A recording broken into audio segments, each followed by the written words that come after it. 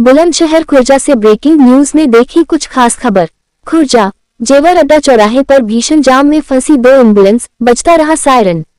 Traffic police की तैनाती के बाद भी मुख्य चौराहे पर बेकाबू जाम से लोग परेशान।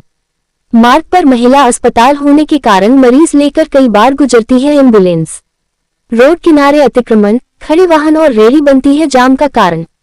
ट्रैफिक पुलिस की लापरवाही के चलते आए दिन जाम में फंसती है एम्बुलेंस। खुर्जा नगर कोतवाली क्षेत्र के जेवर अड्डा चौराहे की तस्वीरें हमारे संवाददाता प्रदीप पंडित बुलंदशहर से।